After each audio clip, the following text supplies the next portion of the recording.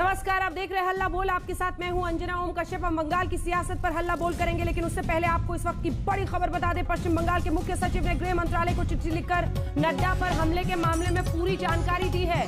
साथ ही दिल्ली आने के लिए मोहलत भी मांगी है, क्योंकि गृह मंत्रालय ने दोनों को ही बुलाया था। मुख्य सचिव, चीफ सेक्रेटरी और डीजीपी को केंद्र ने 14 दिसंबर को दिल्ली तलब किया है। वो मोहलत भी मांग रहे हैं और पूरे घटनाक्रम पर उन्होंने चिट्ठी लिखकर गृह मंत्रालय को जानकारी दी है। आइए जल्दी से आपको अपनी ये रिपोर्ट दिखाते हैं। लड़बो मारबो जीतबो, पश्चिम बंगाल की तस्वीर शायद यही बन गई है।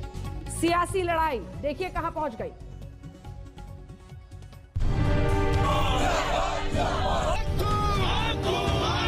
It was because of bulletproof vehicle that I was saved. BJP अध्यक्ष जेपी नड्डा के काफिले पर हुए हमले के बाद उठा बवाल। बंगाल के चुनावी बिगुल में ऐसा शोर भर रहा है, जहां आर पार की लड़ाई में कोई राजनीतिक पार्टी अब किसी तरह के बवंडर से परहेज करती नहीं दिख रही। तभी तो ममता बनर्जी ने जेपी नड्डा के दौरे पर ये तक कह दिया, सुनिए।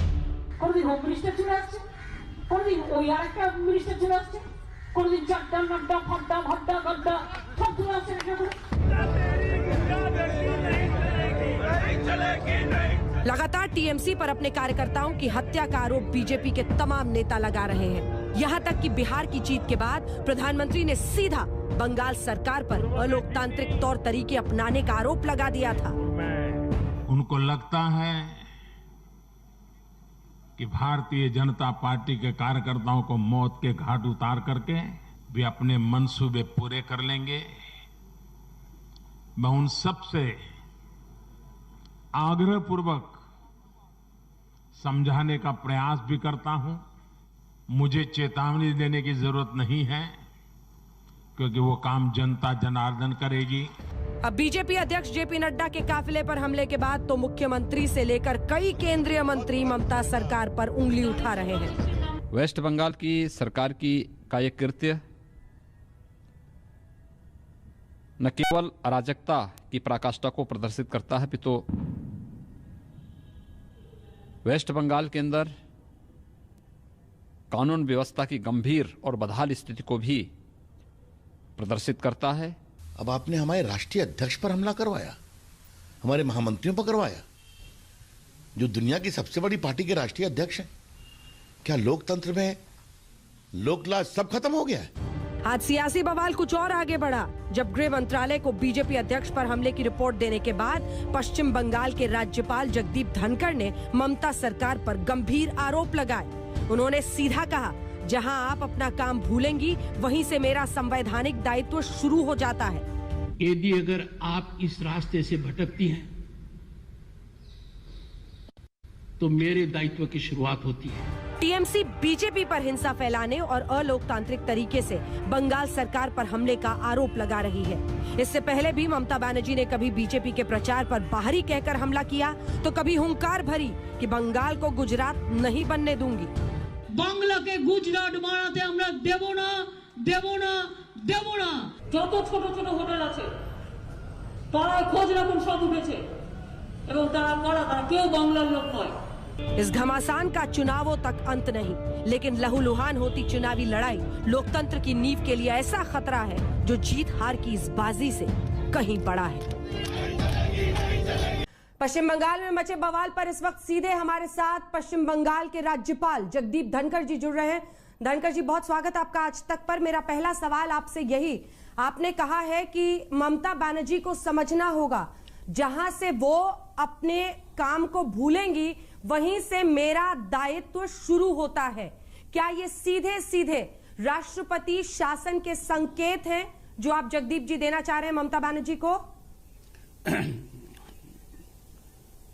नहीं अंजना जी, मेरा साफ यह कहना है कि भारत के संविधान के तहत ममता जी का और मेरा कार्य क्षेत्र निर्धारित है। मेरा काम है भारत के संविधान को प्रिजर्व करना, प्रोटेक्ट करना, डिफेंड करना और पश्चिम बंगाल की जनता की सेवा करना। ममता जी का दायित्व है, ममता जी का ऑब्लिगेशन है। She must act in accordance with the constitution. जब तक ममता जी कॉन्स्टिट्यूशन के अनुसार काम करती रहेंगी, जब तक रूल ऑफ लॉ के अनुसार काम करती रहेंगी, राज्यपाल का कोई हस्तक्षेप नहीं हो सकता है। पर जब भी ममता जी कॉन्स्टिट्यूशनल प्रोविजंस का ट्रांसग्रेशन करेंगी तो मेरी शपथ को विंडिकेट करने के लिए, मेरी शपथ के तहत कार्य करने के लिए I will have to step in. अब राज्यपाल can not be post office और a rubber stamp. I can not fiddle in Rajbhavan ऐसी परिस्थिति में जहां पर human rights are on flames, in flames, rule of law की धज्जियां उड़ाई जा रही हैं। आपने देखा होगा कल का जो कार्यक्रम हुआ उससे पूरे प्रांत में बहुत जबरदस्त संदेश गया है कि किसी भी राजनीतिक गतिविधि पर अंकुश लगाने के लिए वर्तमान शासन व्यवस्था सरकारी तंत्र का इतना दुरुपयोग कर सकती है। ये प्रजातांत्रिक व्यवस्था के लिए किसी भी तरीके से जाए तो ठीक नहीं है। ऐसी व्यवस्था होना हमें शर्मसार करती है। जी, लेकिन संविधान तो इस पे बहुत स्पष्ट है ना सर कि चुनी हुई सरकार के हाथों में ही प्रशासन के बागडोर होंगे और सरकारी तंत्र होगा। वो लकीर क्रॉस करने के लिए आपके लिए तभी सूरत बनेगी जब राष्ट्रपति शासन लगेगा।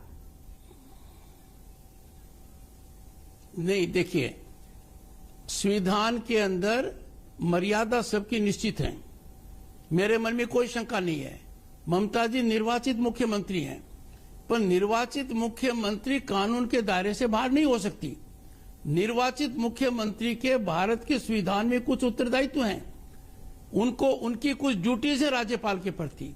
मैं वर्ड ड्यूटी पर एम्फसाइज अंजना जी इसलिए कर रहा हूं कि भारत के संविधान के अनुच्छेद 167 के अंदर लिखा हुआ है duties of the chief minister towards the governor. लगातार यदि अगर वो ड्यूटीज को परफॉर्म नहीं कर रही है और एक के बाद आप देखेंगे public servants are acting as political workers, police and administration is totally politicised, तो हम किस प्रकार से ये कह सकते हैं कि governance is in accordance with the constitution.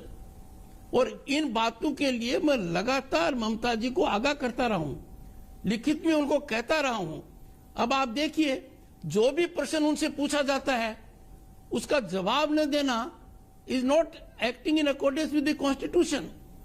आपको एक उदाहरण देता हूं, बंगाल ग्लोबल बिजनेस समिट है, 5 साल के अंदर हजारों करोड़ रुपया खर्च कर इनका आयोजन किया गया और यह दिखाया गया कि 12 लाख करोड़ से ज्यादा का इन्वेस्टमेंट आया है।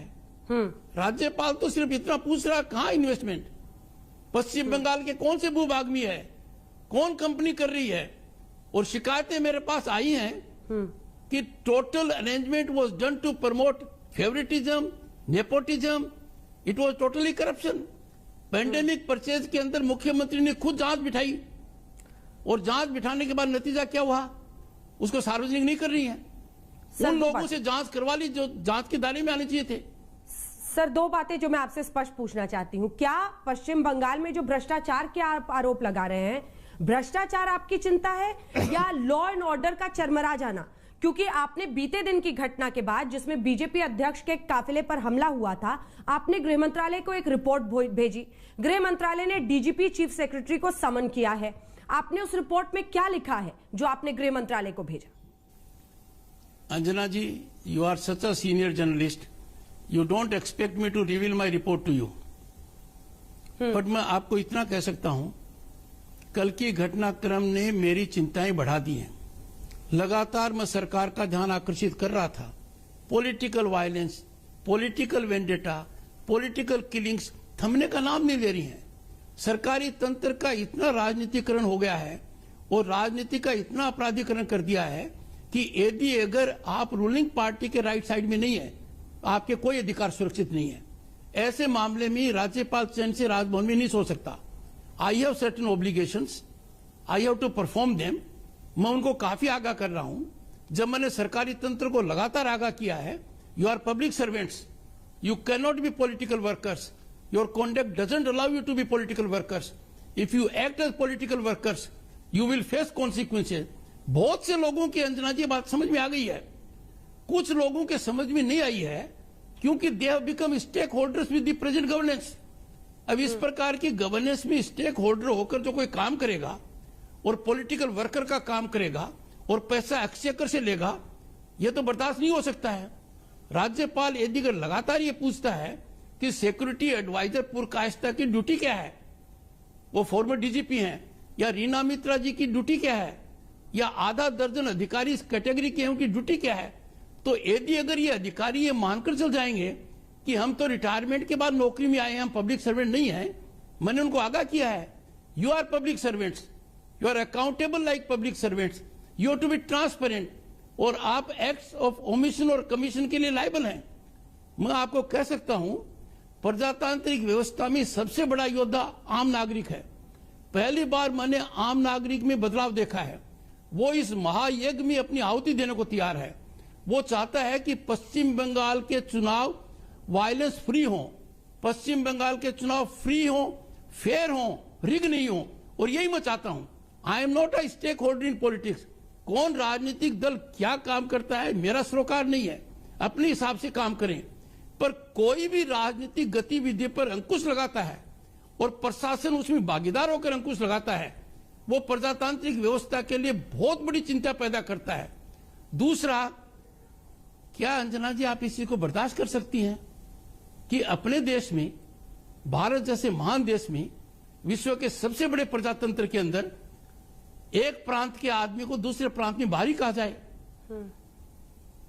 बड़े बड़े संवैधानिक पद पर बैठे हुए लोगों को माननीय मुख्यमंत्री जी बेपरवाह होकर बाहरी कह देती हैं। I take strong objection to it. Sir, आपने नड्डा जी पर उनका बयान सुना है जिसमें उन्होंने कहा है कोई भी नड्डा चड्डा, बहुत सारे टाइटल्स का उन्होंने जिक्र कर दिया, पहुंच जाते हैं यहाँ। अंजना जी, मैं आपको एक बात बताना चाहता हूं। इस बयान के बाद पश्चिम बंगाल के बहुत ही वरिष्ठ लोगों ने मेरे को कहा, राज्यपाल जी, मुख्यमंत्री जी को हाथ जोड़कर यह बयान वापस लेने के लिए कहिए। इस बयान से पश्चिम बंगाल के करोड़ों लोगों को रुला दिया है। पश्चिम बंगाल का जो कल्चर है, रिच कल्चर है, उसकी आत्मा पर कुठाराघात किया है। A sense of that culture has been destroyed. लोग बहुत परेशान हैं। अंजना जी, ममता बनर्जी के इस बयान के कंटेंट पर और इस बयान के तौर तरीके पर लोगों की इतनी तीखी प्रतिक्रिया हुई है कि सार्वजनिक रूप से मैंने ममता जी को अनुरोध किया है, आप सोचिए, चिंतन कीजिए, बंगाल के कल्चर को बचाइए। माफी मांगने से आपकी इज्जत बढ़ेगी और लोगों को दुख आपने दिया है उस पर मलम होगी। इसके ठीक अलावा देखिए, नड्डा जी का कार्यक्रम डायमंड हार्बर में था। डायमंड हार्बर के सांसद ममता जी के भतीजे हैं। पार्टी के अंदर उनकी बड़ी अहमियत है। उनका बयान भी उसी दृष्टि का आ गया। मैं आगाह करना चाहता हूं उस यंग पार्लियामेंटेरियन को, those who rise by leaps and bounds, I make no mistake about it, those who rise by leaps and bounds must be more careful. We must respect age, experience, stature of people जो आते हैं। उनका ये बयान मैं किसी भी तरीके से संजीदगी के दायरे में नहीं मानता। लेकिन इस पूरी लड़ाई को अगर हम देखें, पार्टी के एक वरिष्ठ सांसद ने क्या कहा जी, बात पूरी कर लें आप। बात नहीं अंजना जी, मैं कहूंगा रूलिंग पार्टी के एक संजीदगी वाले सांसद ने कहा कि नड्डा जी डायमंड हार्बर में क्यों आए, वो तो अभिषेक की कॉन्स्टिट्यूंसी है। हम किस देश में रह रहे हैं? Don't we believe in democracy? Don't we believe in rule of law? Mamata ji का खुद राइज एक राजनीतिक स्ट्रगल का है। राजनीतिक गतिविधि पर अंकुश नहीं लगाया जा सकता। राजनीतिक गतिविधि करना ही प्रजातांत्रिक व्यवस्था की मूल भावना है। उस पर जब पश्चिम बंगाल में अंकुश लगता है, और कल के मामले ने तो बहुत बड़ा संकेत दिया है। आम आदमी मुझसे पूछता है, राज्यपाल जी, यदि अगर देश के अंदर शासन करने वाली पार्टी के अध्यक्ष के साथ सरकारी तंत्र इस प्रकार का षड्यंत्र कर सकता है, डिसरप्ट कर सकता है उनकी कार्यवाही को, आपके आगाह करने के बाद कर सकता है। मैंने तो 4 घंटे पहले आगाह कर दिया था चीफ सेक्रेटरी को। उन्होंने मुझे आश्वासन दिया था लिखित में कि I have sensitised the DGP. तो मैं ये कहना चाहता हूं कि प्रजातांत्रिक व्यवस्था को बचाने से बड़ा कोई काम राज्यपाल का नहीं है, सबसे बड़ा काम है, और इस काम के अंदर मैं लगा हुआ हूं। मैं उम्मीद करता हूं, आशा करता हूं कि सरकारी तंत्र कानून के हिसाब से काम करेगा और ममता जी अपनी शपथ को दृष्टिगत रखते हुए संविधान की मूल भावना के विपरीत नहीं जाएंगी। ऐसा आचरण फिलहाल उनका नहीं है। 2 महीने बाद 3 महीने बाद वहां पर चुनाव होने वाले हैं। चीफ मिनिस्टर होने के साथ साथ उन्हें उस चुनाव में भी लड़ना है, तो वो अपना राजनीतिक पिच हाई कर रही हैं। नड्डा जी जिस तरह से जा रहे थे, भवानीपुर चुनना ममता का गढ़, डायमंड हार्बर अभिषेक का, तो ऐसे में वो भी उसका जवाब भी कार्रवाई कर रही है। हिंसा की जगह नहीं हो सकती, लेकिन इस पर तृणमूल कांग्रेस का कहना है कि बीजेपी लाशों की राजनीति कर रही है। जहां पर किसी की हत्या होती है या मौत होती है, पहुंच जाते हैं, कहते हैं ये हमारे कार्यकर्ता थे। ये उनका आरोप है। जगदीप जी देखिए अंजना जी, मैं बताता हूं, भवानीपुर जाना या डायमंड हार्बर जाना, ये अपने आप में सरकारी तंत्र के दुरुपयोग का आधार नहीं हो सकता है। ये अपने आप में वायलेंस का आधार नहीं हो सकता है, डिसरप्शन का नहीं हो सकता है। कौन राजनीतिक दल क्या राजनीतिक कदम उठाता है, मुझे कोई एतराज नहीं है। पश्चिम बंगाल के अंदर ममता जी ने किन को कंसल्टेंट किया है, मेरा एतराज नहीं है।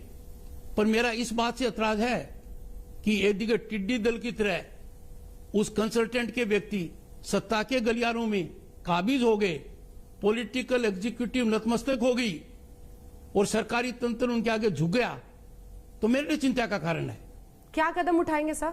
अंजना जी, भारत के संविधान में बहुत ताकत है और मैं आपको कह सकता हूं कि जो कदम मैंने अब तक उठाए हैं उनका काफी असर हो रहा है। काफी असर हो रहा है। मेरी बात पर आप गौर कर लीजिए। अधिकांश अधिकारी पॉलिटिकल न्यूट्रल होते जा रहे हैं। अधिकांश जो कुछ नहीं हो रहे हैं, I am sure they are playing with fire, they will face music of law. कानून की बड़ी ताकत है। कानून के विपरीत जाकर डेमोक्रेसी कभी सर्वाइव नहीं हो सकती।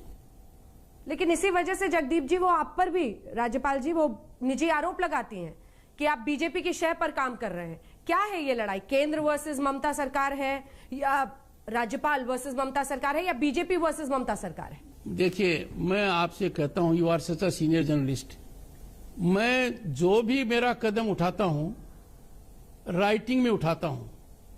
मैं आपसे अंजना जी आग्रह करूंगा, आप मेरे एक भी कदम को मेरी कॉन्स्टिट्यूशनल लिमिटेशंस के बियॉन्ड मानती हैं या अमर्यादित मानती हैं, आप मुझे बताइए। पर मैं आपको इतना जरूर कहूंगा, राज्यपाल does not wear kid gloves. I am not a rubber stamp, I am not a post office. मुझे यदि अगर लचक दिखानी पड़ेगी दिखाऊंगा, दबना पड़ेगा दिखाऊंगा, परसुएसिव मोड में रहूंगा, पर कमजोरी नहीं दिखा सकता। I have taken steps in writing. और आश्चर्य की बात है, and I want media to take note of it, कि भारत के कॉन्स्टिट्यूशन के अंदर लिखा हुआ आर्टिकल 167 में duties of the chief minister towards governor, and Mamata Banerjee has invariably failed to discharge those duties. फिर भी मैं कोशिश कर रहा हूं कि माननीय मुख्यमंत्री अनुभवी नेता हैं, समझदार नेता हैं, स्ट्रगल से ऊपर आई हैं, वो मेरी बात को सोचेंगी, समझेंगी। I can not be against the government, I have to be shoulder to shoulder with the government.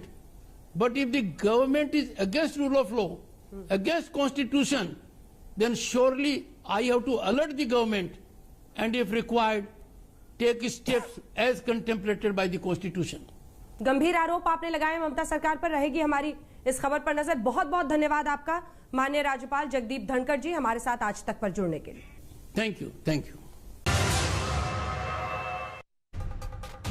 तो लड़बो मरबो जीतबो रे की ये लड़ाई जल्दी से जरा आपको दिखा देते हैं, जिससे आप समझ जाएंगे कि दोनों ही पक्ष की तरफ से आरोप क्या लगते रहे हैं। बीजेपी का कहना है राष्ट्रीय अध्यक्ष को सुरक्षा नहीं मिली, टीएमसी का कहना है कि ऑडियंस नहीं मिलता तो ऐसी नौटंकी करके ड्रामा बनाने की कोशिश में फिराक में बीजेपी लगी हुई है। बंगाल के इस घमासान में दोनों ही तरफ के आरोप हम आपको दिखा रहे हैं। बीजेपी का यह आरोप है कि बंगाल में कानून नाम की चीज ही नहीं है, लॉ एंड ऑर्डर पूरी तरह से ध्वस्त हो चुका है। टीएमसी की तरफ से बयान दे दिया ममता बनर्जी ने, कभी चड्डा, नड्डा, फड्डा, बहुत सारी बातें टाइटल्स लेते हुए सब यहां पर पहुंच जाते हैं। इधर बीजेपी का कहना है असहिष्णुता ममता का ही दूसरा नाम है। टीएमसी का कहना है हिम्मत है तो बंगालियों को की मदद से आप यहां पर लड़ो। बाहरी लोगों का आरोप वो पहले ही लगा चुकी हैं कि बीजेपी एक बाहरी पार्टी है जो यहां पर आ रही है। बीजेपी का कहना है बदलेंगे और बदला लेंगे। टीएमसी कह रही है बदला नहीं बदल दो अगर तुमको लेना है। तो ये है दोनों ही पार्टियों की तरफ से। इससे पहले ममता बनर्जी ने, जो हमने आपको दिखाया, भी कहा था कि मैं पश्चिम बंगाल को गुजरात नहीं बनने दूंगी। तो ये है वो सियासी लड़ाई जो दोनों ही पार्टियों की तरफ से यहाँ पर चल रही है। और इसी में जल्दी से आपके साथ अपनी जयेश अवस्थी जी शुरुआत करते हुए, सवाल तो ये है कि ममता बनर्जी और उनके ब्रांड ऑफ पॉलिटिक्स ने ही वाम दलों के किले को वहां पर ध्वस्त किया। एक बहुत बड़ा ऑडियंस है उनका, इसीलिए अचानक एंट्री करके आपको लग रहा है कि पूरी इन 2-3 महीनों में पूरी तस्वीर बदल जाएगी। तो क्या बीजेपी अति उत्साहित हो रही है? अंजना जी, आज तो आप कुछ पोल कर रही हैं, सर्वश्रेष्ठ नेता, सर्वश्रेष्ठ हीरो हीरोइन। आप एक और पोल करिए, the quote of the year. आज जो मनोजीत मंडल ने कहा कि ममता बनर्जी ने नर्सरी राइम गाई वहां पर, ये कोई अपमान नहीं था दल के राष्ट्रीय अध्यक्ष का। एक बात है, कोट ऑफ द ईयर कि वो नर्सरी राइम के बारे में तो कुछ पता नहीं है ना, नर्सरी राइम गा रही थी ममता बनर्जी एक पॉलिटिकल रैली में। Quote of the year. And number 2, जो आपने अंजना जी सवाल पूछा है, आप एक बात जान लीजिए, ममता जी का संघर्ष ही नहीं, वाम मोर्चे की सरकार ने ममता बनर्जी और उनके दल के लोगों के साथ जिस तरीके से हिंसा की राजनीति की थी, राइटर्स बिल्डिंग में उनको बाल पकड़ करके खींचा गया था, उसके खिलाफ बंगाल की जनता ने ममता बनर्जी का साथ दिया था। आज वही बंगाल की जनता ममता बनर्जी की उसी हिंसक राजनीति का बिल्कुल पूरी तरीके से बदल देने के लिए मानसिक रूप से संकल्प ले चुकी है, जिसका एक झांकी लोकसभा चुनाव में 2019 में देख चुके हैं, जहां पर 18 सीटें जीतती है बीजेपी और 10 से 40% तक के वोट परसेंटेज पर पहुंचती है। बंगाल का भद्रलोक इस तरीके की हिंसा की राजनीति, इस तरीके की मर्यादाहीन भाषा, इस तरीके की नर्सरी राइम में विश्वास नहीं करता है। बंगाल स्वामी विवेकानंद का है, गुरुदेव रविन्द्रनाथ टैगोर का है, चैतन्य महाप्रभु का, महर्षि अरविंद का है, रास बिहारी बोस का है।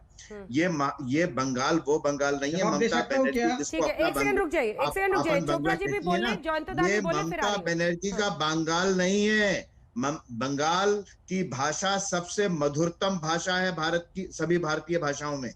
वहां पर इस तरीके की बात चल ही नहीं सकती, स्वीकार ही नहीं कर सकता बंगाल का व्यक्ति। चोपड़ा जी, लड़ाई तो पूरी तरह से बीजेपी वर्सेस टीएमसी हो गई है। और निराशा में अगर वो नर्सरी राइम गाने लग रही हैं, तो ये इससे ज्यादा और कुछ हास्यास्पद बात नहीं हो सकती। ठीक है चोपड़ा साहब जी, इनकी लड़ाई में आप लोग कहीं नहीं दिख रहे हैं।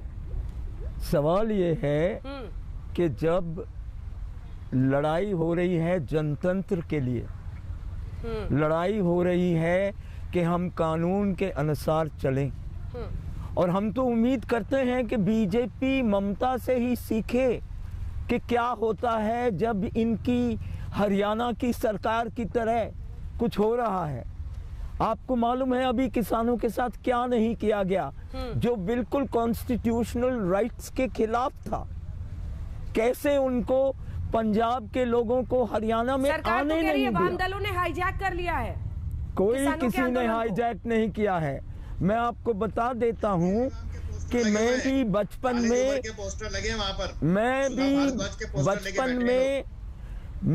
बचपन में बंगाल में रहा हूँ। मैंने फूड मूवमेंट देखा है। मैं सेंट जेवियर्स कॉलेज का स्टूडेंट रहा हूँ, वहाँ का गोल्ड मेडलिस्ट रहा हूँ। तो मैं आपको बता सकता हूँ कि बंगाल की जनता किसी भी तरह से, चाहे वो गवर्नर हो चाहे वो कोई हो, बंगाल की जनता इस तरह की राजनीति को बहुत लंबा बर्दाश्त नहीं करती है। मैं आपको बता सकता हूं कि राकेश सिंह का नाम नहीं लिया गया। एक केस उन 3 केसेस में राकेश सिंह के बारे में है, जिन्होंने कुछ ऐसे ही भाषण दिए जैसे कि दिल्ली में दिए गए थे, और उन भाषणों के नतीजे से दिल्ली में राइटिंग हुई। तो मेरा ये कहना है कि कम से कम बंगाल की जनता ऐसी नहीं है कि उनके बारे में झूठ बनाया जाए, उनके ऊपर केस ना हो। राकेश सिंह पे केस हुआ है, और मैं चाहूंगा कि बीजेपी वाले बताएं कि इनके आदमी पे क्या केस हुआ है। ठीक है जयंत साहब, एक कमेंट आपसे, उसके बाद से इसका जवाब मैं लूंगी सुधांशु जी से। मेरा जवाब मैं तो हाँ, लूंगी दादा, लूंगी।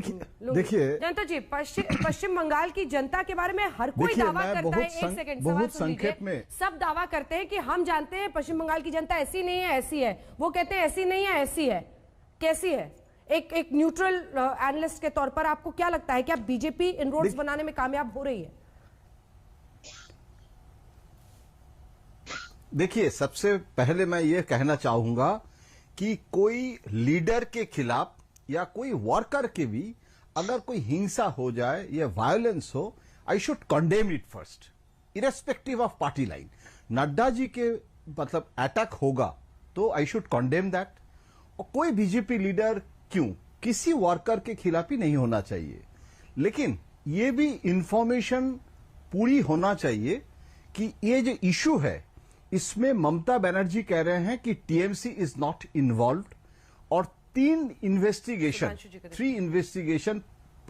कल ऑर्डर किया गया था और आज एक रिपोर्ट सबमिट किया गया है। और chief secretary West Bengal Alapan Bandyopadhyay, he has sent a report to the home secretary Delhi, और वो लंबी चिट्ठी का कॉपी भी मेरे पास है। उसमें यह कहा गया है, जैसे सुनील जी राकेश सिंह के बारे में कह रहे हैं कि 7 पीपल अरेस्टेड, और वो 7 लोगों में जो 7 लोग अरेस्टेड हुई है उसको भी इंटरोगेशन होगा।